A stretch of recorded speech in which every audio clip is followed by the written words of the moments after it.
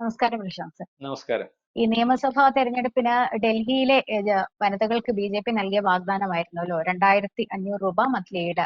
ആ മന്ത്ലി പാട്ട് 2100 രൂപയായിരുന്നു വാഗ്ദാനം കൊടുത്തിരുന്നത്. എന്തായാലും അതിപ്പോൾ അപ്രൂവ് ചെയ്തിരിക്കുന്നു ഡൽഹി ക്യാബിനറ്റ് എന്നാണ്. കഴിഞ്ഞ ദിവസം വനിതാ ദിനമായിരുന്നല്ലോ, അങ്ങനെ വാർത്തകൾ വരുന്നത്. എങ്ങനെ നോക്കിക്കാണും?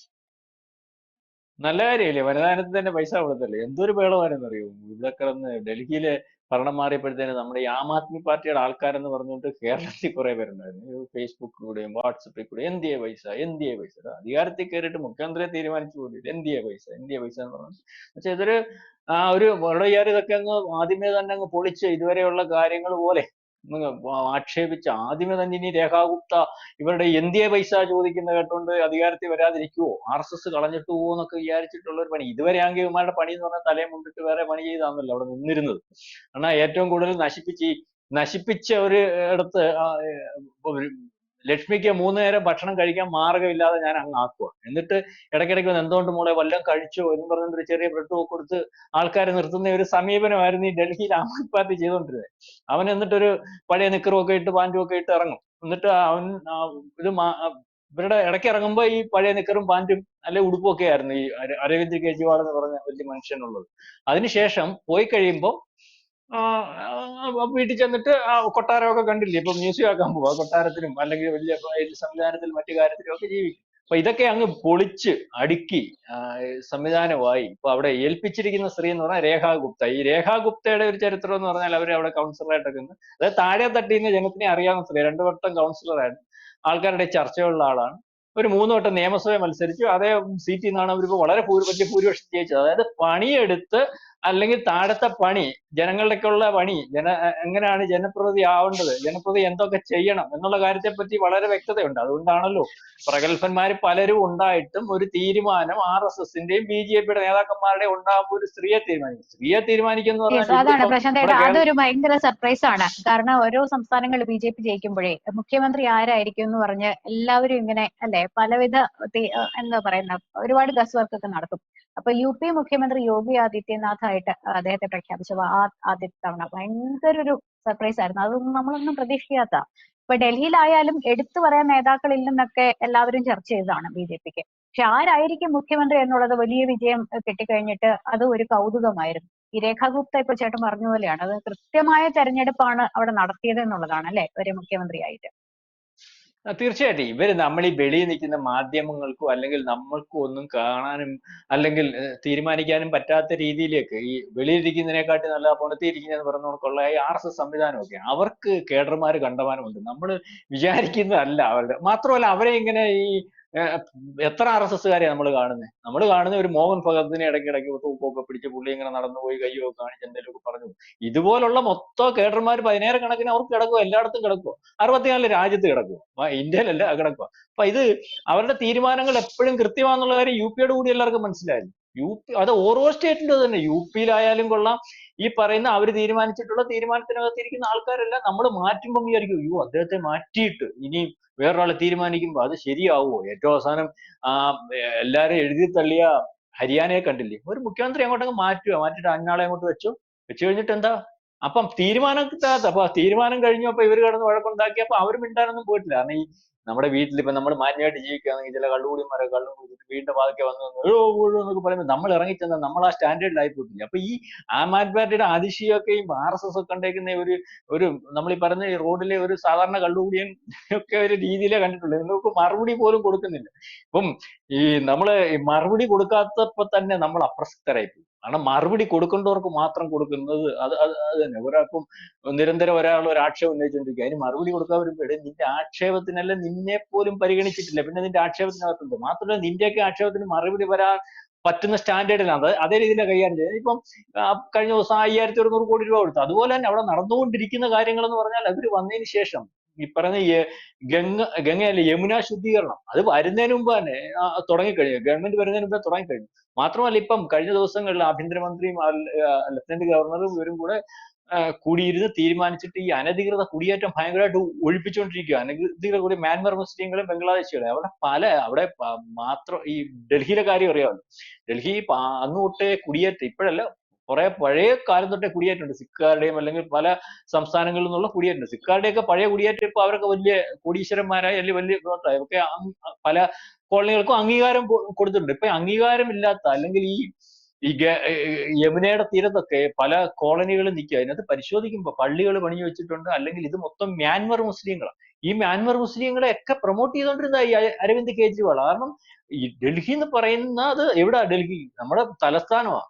അവിടെ ഒരു സാധനം ഓപ്പറേറ്റ് ചെയ്യുന്നതിന് വേണ്ടിയാ ഇതിനെയല്ല. അല്ലെങ്കിൽ ഒരു നാളെ കാലത്ത് ഇന്ത്യക്കെതിരെ നീക്കം നടത്തുന്നതിന് വിദേശ ശക്തികൾക്കും അല്ലെങ്കിൽ ആ നീക്കം ആഗ്രഹിക്കുന്ന ആൾക്കാർക്കും ഒക്കെ ഏറ്റവും ആദ്യം ഉപയോഗിക്കാൻ പറ്റുന്ന യാതൊരു വിവരമില്ലാത്ത ആൾക്കാരെ ഈ മ്യാൻമർ മുസ്ലിങ്ങൾ അറിയാം. അവർക്ക് രാജ്യം എന്തുവാന്ന് അറിയത്തില്ല, രാജ്യത്തിന്റെ നിയമം എന്തുവാന്ന് അറിയത്തില്ല. ആകെപ്പാറെ അറിയാന്ന് പറഞ്ഞാൽ കല്യാണം കഴിക്കുക, കുഞ്ഞുങ്ങളെ ഉണ്ടാക്കും. കാരണം ഇവനെ എവിടെ കൊണ്ടിട്ടാലും പട്ടിണിയാണെങ്കിലും പിന്നെ പരിശോധിക്കുമ്പോൾ 50,000 പേരെ കൊണ്ടിട്ട ഒരു കൊല്ലം കഴിയുമ്പോഴത്തെ 2 ലക്ഷം പേര്. അങ്ങനെ പന്നിയുടെ പന്നിക്കുഞ്ഞുങ്ങളുടെ കൂട്ട് ഇങ്ങനെ കുഞ്ഞുങ്ങളുണ്ട്. അവർക്ക് അത് മാത്രം അറിയാം. അത് പിന്നെ പ്രകൃതിയുടെ ഒരു വികൃതി ആയതുകൊണ്ട് ആരും പഠിപ്പിക്കണ്ട. അപ്പൊ അത് മാത്രം അറിയാവുന്ന യുവമാരെ ഉപയോഗിച്ച് യുവമാർക്ക് ഭക്ഷണം കൊടുത്തിട്ട് യുവമാരെ ചില ഈ കാര്യങ്ങൾ പറഞ്ഞ് മനസ്സിലാക്കും. ഇന്നതാണ് അല്ലെങ്കിൽ ജാതിയുടെ രീതിയിലൊക്കെ പ്രൊമോട്ട് ചെയ്ത് ഇങ്ങനെ വയലന്റ് ആകരുത്. കഴിഞ്ഞ ദിവസം ഈ പറഞ്ഞ പോലെ ഇവരെ വളരെ കൃത്യമായിട്ട് കണ്ടെത്തി പുറത്താക്കുന്നതിന് വേണ്ടിയുള്ള ശ്രമം എല്ലാ സംസ്ഥാനത്തെയും കൂട്ടി ഡൽഹിയിൽ ഈ ബി.ജെ.പി. വന്നതിന് മുമ്പ് തന്നെ ആ ഡ്രൈവ് നടത്തിക്കൊണ്ടിരിക്കുകയാണ്. ബി.ജെ.പി. വന്നതിന് ശേഷം ശക്തമായിട്ട് നടത്തിക്കൊണ്ടിരിക്കും. ഇപ്പം കഴിഞ്ഞ ദിവസം പോലീസുകാരെ ആക്രമിക്കുക ഈ പല കോളനികളിലും ശക്തമായിട്ട്.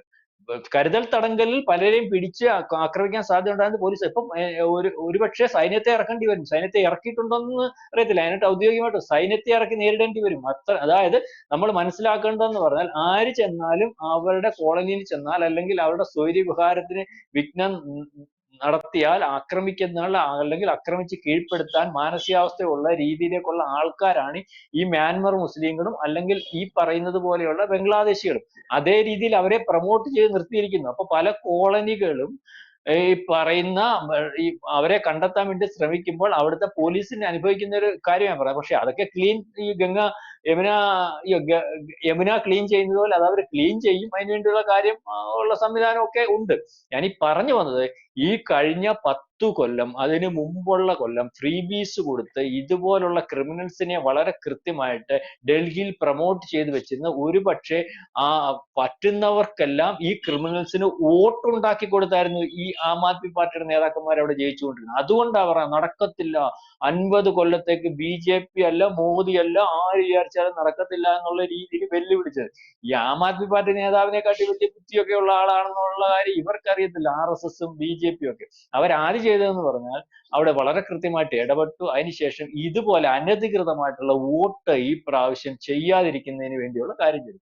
പിന്നെ ഈ പറഞ്ഞതുപോലെ RSS താഴെത്തട്ടിൽ കൂടെ ഇറങ്ങി സാധാരണ അവിടുത്തെ ജനങ്ങളെ പറഞ്ഞു മനസ്സിലാക്കി, നിങ്ങൾ എത്ര നാൾ ഇങ്ങനെ വല്ലവന്റെ മേടിച്ച് കഴിയും, അല്ലെങ്കിൽ ഫ്രീബീസ് കഴിയും, ഇത് നിങ്ങൾക്ക് വെള്ളം തരുന്നു, അല്ലെങ്കിൽ നിങ്ങൾക്ക് എത്ര വെള്ളം ഉപയോഗിക്കാൻ പറ്റുന്നുണ്ട്, അല്ലെങ്കിൽ എത്ര കറണ്ട് ഉപയോഗിക്കാൻ പറ്റുന്നു, ഇത്ര യൂണിറ്റ്, ആ യൂണിറ്റിനകത്ത് നിൽക്കുന്ന ഒരാളുടെ അവസ്ഥ എന്തോ, അയാൾ എത്ര ദരിദ്രനായിരിക്കും. അപ്പൊ ദരിദ്രനായിട്ട് എന്നും ഇത് മേടിച്ച് കഴിയാനാണ് ഉദ്ദേശിക്കുന്നത്. അപ്പൊ നിങ്ങളുടെ പ്രദേശത്ത് വികസനം ഉണ്ടാവേണ്ടത്, നിങ്ങൾക്ക് വീട് വേണ്ടേ, സംവിധാനങ്ങൾ വേണ്ടേ, നിങ്ങൾക്ക് ജോലി വേണ്ടേ, അതിന് വികസനം.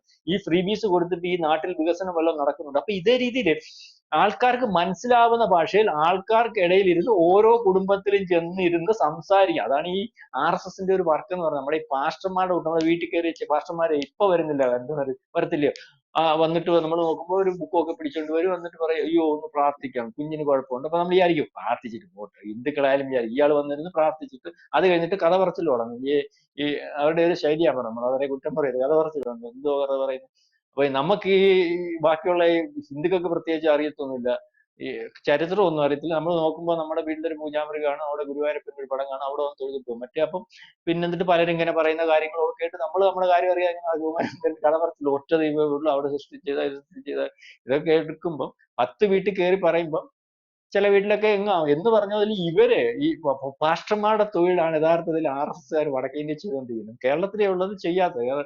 ചെയ്തുകൊണ്ടിരിക്കുന്ന അവരെ കാര്യങ്ങൾ പാസ്റ്റർമാർ തോന്നുന്നു. പാസ്റ്റർമാർ പറയുന്ന കള്ളത്തരമായിരിക്കും, ഇവർ പറയുന്ന വളരെ കൃത്യമായിട്ടുള്ള കാര്യമായിരിക്കും. ഇത് ബോധ്യപ്പെടുത്തി അവരെ തിരിച്ചു വോട്ട് ചെയ്യിച്ചപ്പോൾ കയ്യിൽ നിന്ന് പോയി കഴിഞ്ഞപ്പോൾ അവര് പറഞ്ഞ പണ്ട് ഈ വന്നതറിയാവല്ലോ എങ്ങനെയാണ് വന്നതെന്ന് പറഞ്ഞാൽ, ഒരു മാന്യമായിട്ടുള്ള ഇപ്പൊ ജീവിച്ചിരിക്കുന്ന ഒരു ഗാന്ധിയന് അദ്ദേഹത്തിന്റെ കെയർ ഓഫ് കോളനിയിൽ മൊത്തം ഗാന്ധിയൻ രീതിയിൽ ആൾക്കാരെ പ്രൊമോട്ട് ചെയ്ത് അവിടെ കാര്യങ്ങളൊക്കെ കൊടുത്ത് ജീവിച്ചുകൊണ്ടിരിക്കുന്ന ഒരാൾ ഇന്ത്യയിൽ അഴിമതി കൂടി വന്നപ്പോൾ അതിനെതിരെ സമരം ചെയ്യുന്നതിന്റെ സമരത്തിന്റെ പുറകിൽ ഈ പറയുന്ന ആ പ്രായമുള്ള മനുഷ്യന്റെ പുറകിൽ നിന്ന് ഞാനാണല്ല എന്ന് കാണിച്ച് അന്നേരം അദ്ദേഹം പറഞ്ഞു ഈ നമ്മുടെ സമരം അൻപത്തിലുള്ള സമരം ഇതിനെതിരെ ഒരു ജനബാഹുല്യമുള്ള പിന്തുണയെ കണ്ടപ്പോൾ ഇതുകൊണ്ട് നമ്മൾ ഒരു പാർട്ടി ഒന്നും ഉണ്ടാക്കാൻ ഉദ്ദേശിക്കുന്നില്ല, അതൊന്നുമില്ല സാറേ അല്ലേ അമ്മാവ, ഞാൻ ആരാ അദ്ദേഹത്തിന്റെ ഒരു അനുയായിയാണെന്നൊക്കെ പറഞ്ഞു പുറകെ നിന്നിട്ട് ആ സമരം വിജയിച്ചു കഴിഞ്ഞപ്പോൾ പരുവത്തിന് ഇയാൾ കയറി നോക്കിയപ്പോൾ ഇയാൾ ഒരു മാന്യനാണ്.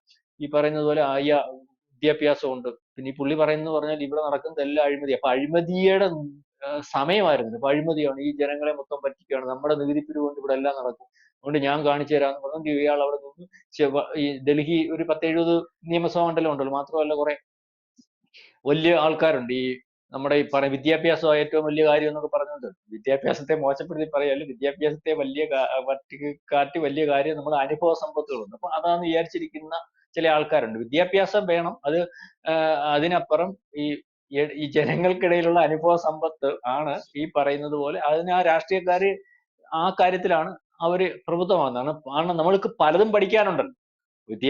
പുസ്തകത്തിൽ നിന്ന് പഠിക്കാനുണ്ട്, പ്രകൃതിയിൽ നിന്ന് പഠിക്കാനുണ്ട്, നമ്മുടെ സഹജീവികളിൽ നിന്ന് പഠിക്കാനുണ്ട്. ഇതെല്ലാം ഒരുപോലെ വരുന്ന ഒരാൾക്കാണ് ഈ കാര്യങ്ങൾ കൈകാര്യം ചെയ്യാൻ. അപ്പം ഈ IRS കാരനാണ് അല്ലെങ്കിൽ വിദ്യാഭ്യാസം ഉള്ളവനെ അവരെ കൊള്ളാന്ന് പറഞ്ഞുകൊണ്ട് ഈ പുള്ളിയുടെ കാര്യം പറച്ചിലും അല്ലെങ്കിൽ പുള്ളിയുടെ രീതികളൊക്കെ കണ്ടിട്ടില്ലേ, ചൂലുമൊക്കെ എടുത്ത് ഒരു തലയിൽ ഒരു തൊപ്പിയൊക്കെ വെച്ച് തൊപ്പിയുടെ പുറത്ത് ഈ ഗാന്ധിജിയുടെ കാര്യമൊക്കെ എടുത്തു വെച്ച് അങ്ങനെ നിൽക്കുമായിരുന്നു. ഞങ്ങളിപ്പോ ലോകം നന്നാക്കും. എന്തായാലും ആ പോക്ക് അങ്ങോട്ട് പോയി. പുള്ളി അരച്ച് ഇത് ആരും ഉറ്റുനോക്കുന്നില്ല. ഈ പോക്കിനകത്ത് പുള്ളിയുടെ ഗോഷ്ഠിയൊക്കെ കണ്ടിട്ട് പുള്ളി പരുവത്തിന് വിദേശത്തൊന്നും പണ്ട് മേടിച്ച് ഡൽഹിയിൽ ഈ പാവത്തുങ്ങൾക്ക് വെള്ളവും കൊടുത്ത് ഇച്ചിരി കറണ്ടും ഒക്കെ കൊടുത്ത് അവിടുത്തെ പൈസ അടിച്ചു മാറ്റി. ഈ ഗാന്ധിയന്റെ സമരമാണ് നിങ്ങൾ ആലോചിക്കണം. ഗാന്ധിയന്റെ സമരത്തിൽ എന്നിട്ട് നല്ലൊരു പുള്ളി ചെയ്ത കാര്യം കണ്ടില്ലേ, 12,000 കോടി രൂപ മദ്യത്തിന്റെ കെയർ ഓഫ്, അതിനകത്തൊരു കള്ളക്കച്ചവടം നടത്തി കൊണ്ടാക്കാൻ ശ്രമിച്ചു. എന്തായാലും പൂട്ട് വീണു, പണിയൊന്നും നടന്നില്ല. ഇപ്പം ഒരു പരുവത്തിലായിരിക്കുക. ഇപ്പൊ പുള്ളിയുടെ കയ്യിൽ കസ്റ്റഡിയിലൊന്നുമില്ല. പഞ്ചാബിലും വിഷയങ്ങളാണ്. പഞ്ചാബിലെ അമ്മാൻ പറഞ്ഞു ഇവിടെ വലുതായിട്ടൊന്നും വരണ്ട കൊച്ചാട്ട, ഞാൻ എന്റെ കാര്യം നോക്കിക്കോളാം, കൊച്ചാട്ടൻ അവിടെ നിന്നുള്ള പണി നടത്തിയാൽ മതി എന്നൊക്കെ പറഞ്ഞ് നിൽക്കുക. അപ്പൊ ഈ സമയത്ത് ഡൽഹിയിലെ കാര്യം എന്ന് പറഞ്ഞാൽ ഡൽഹിയിൽ ഒരു സ്ത്രീയെ ഏൽപ്പിച്ചിരിക്കുക. അവര് അറിയാമല്ലോ, തുടക്കം തന്നെ വലിയ ഗംഭീരമാണ്.